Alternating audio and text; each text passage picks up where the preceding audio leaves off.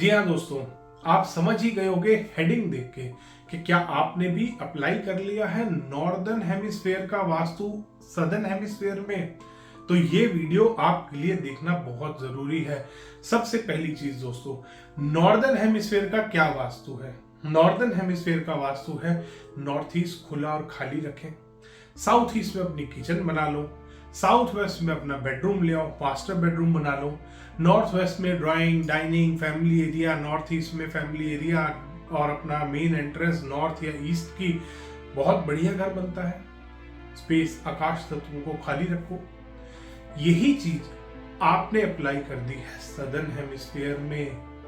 यही वास्तु, इंडिया वाला वास्तु आपने अगर किसी भी कंट्री पे अप्लाई कर दिया है वर्ल्ड के, क्योंकि यूएस में भी अगर आप जाते हैं वहां पर भी वास्तु के 12.5% लगभग 10 से 15% फैक्टर्स चेंज होते हैं, क्योंकि इंडिया में छतों के ऊपर हट्स नहीं होती, यूएस में होती हैं। यूएस में स्ट्रेट छत आपको शायद ही मैंने कहीं नहीं देखी। मैं बहुत बार यूएस गया हूं बट एक बार भी मैंने नहीं देखी। तो अगर आपने भी सदर्न हेमिस्फीयर में बना ली है अपनी किचन साउथ ईस्ट डायरेक्शन में, या बना लिया है अपना मास्टर बेडरूम नैऋत्य कोण में, तो हो जाइए सावधान। क्यों? क्योंकि सन का मूवमेंट सदर्न हेमिस्फीयर में डिफरेंट होता है। जो साउथ ईस्ट में हीट आपको नॉर्दर्न हेमिस्फीयर में मिल रही है, वो हीट आपको सदर्न हेमिस्फीयर में नॉर्थ ईस्ट कॉर्नर में मिलेगी। इट मींस कि अगर आप नॉर्दर्न हेमिस्फीयर में किचन बना रहे हैं साउथ ईस्ट में, तो आपको सदर्न हेमिस्फीयर का जब आप वास्तु करते हैं तो आपको अपनी किचन बनानी है नॉर्थ ईस्ट में। और अगर आपने बना ली है साउथ ईस्ट में तो देख लेना, नोट कर लेना, जो किचन यहां पर नॉर्थ ईस्ट में बन के नुकसान करती है वही किचन आपको साउथ ईस्ट में बन के नुकसान करने वाली है सदर्न हेमिस्फीयर में। दोस्तों सेम ऐसा ही चीज अप्लाई होती है साउथ वेस्ट नैऋत्य कोण के बेडरूम पे, कि अगर आपका बेडरूम नॉर्दर्न हेमिस्फीयर में साउथ वेस्ट डायरेक्शन में आ रहा है, बहुत अच्छा है। अगर वो ही बेडरूम सदर्न हेमिस्फीयर में साउथ वेस्ट कॉर्नर में आ गया तो आपके लिए नुकसानदायक है, क्योंकि वो नॉर्दर्न हेमिस्फीयर का नॉर्थ वेस्ट हो गया। नॉर्थ वेस्ट, अब आप खुद सोच लीजिए, अगर नॉर्दर्न हेमिस्फीयर में, अगर इंडिया में या किसी भी नॉर्दर्न हेमिस्फीयर के कंट्री में आपका जो मास्टर बेडरूम है एयर कॉर्नर में आ जाता है तो आपको क्या समस्याएं आती हैं। वही सेम समस्याएं आपको आएंगी सदर्न हेमिस्फीयर के साउथ वेस्ट के बेडरूम में। फिर बात आती है तिजोरी की, कि आपको अपनी सेफ नैऋत्य कोण में साउथ वेस्ट कॉर्नर में साउथ वाली वॉल पे नॉर्थ की तरफ ओपन होते हुए लगानी है। आपने सदर्न हेमिस्फीयर में सेम वास्तु अप्लाई कर दिया, आप एक दिन भी सेविंग नहीं कर पाएंगे। सेविंग्स आपकी जीरो होने वाली है, क्योंकि सदर्न हेमिस्फीयर का जो वास्तु है वो डिफरेंट है।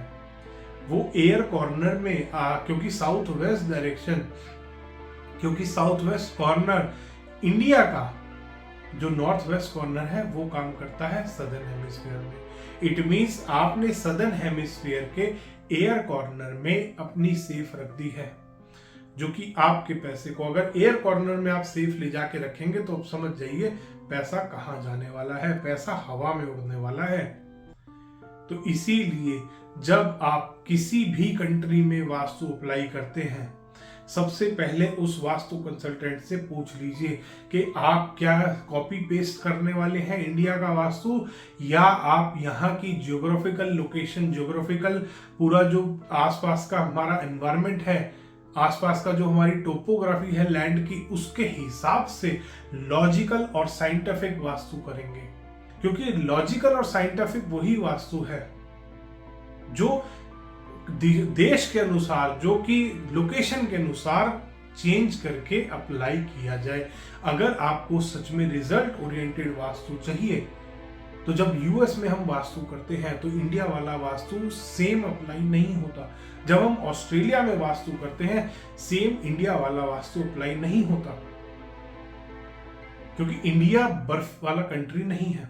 इंडिया के नॉर्दर्न पार्ट में बर्फ होती है, वहां पर भी आप ध्यान देंगे हट्स वाले मकान होते हैं। इसका भी बहुत बड़ा इफेक्ट पड़ता है आपके घर पे, आपके वास्तु पे, कि वो स्लोप किस तरफ जा रहा है। यही चीज का आपको ध्यान करना है यूनाइटेड स्टेट्स में, यूएस में जब आप वास्तु करते हैं, क्योंकि वहां वो बर्फीला कंट्री है।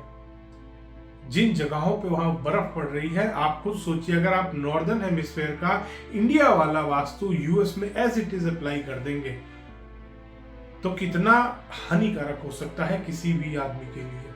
यही सेम चीज अप्लाई होती है सदर्न हेमिस्फेयर में। सदर्न हेमिस्फेयर में तो पोल्स बदल गए हैं, मैग्नेटिक पोल भी बदल गए हैं। इंडिया में आप नॉर्थ पोल के नजदीक हैं, सदर्न हेमिस्फेयर में आप साउथ पोल के नजदीक हैं। तो लगभग 50% वास्तु तो यहीं पे ही चेंज हो गया। सन की मूवमेंट चेंज हो रही है वहां पे। सन ईस्ट से राइज होके इंडिया में या नॉर्दर्न हेमिस्फीयर में साउथ से होते हुए वेस्ट में सनसेट होता है। यही सेम चीज ऑस्ट्रेलिया में किसी भी सदर्न हेमिस्फीयर के कंट्री में किस तरीके से चेंज होती है। ईस्ट से सनराइज हुआ, नॉर्थ की तरफ होते हुए वेस्ट में सनसेट होता है। तो इतना वास्तु चेंज हो जाता है अगर आप सदर्न हेमिस्फीयर में जाते हैं। तो अगर आपने भी कर लिया है इंडिया वाला वास्तु अप्लाई, तो समझ जाइएगा आपको रिजल्ट नहीं मिलने वाला। धन्यवाद दोस्तों, वीडियो पसंद आया तो इसको लाइक करें, शेयर करें और चैनल को सब्सक्राइब करना ना भूलें।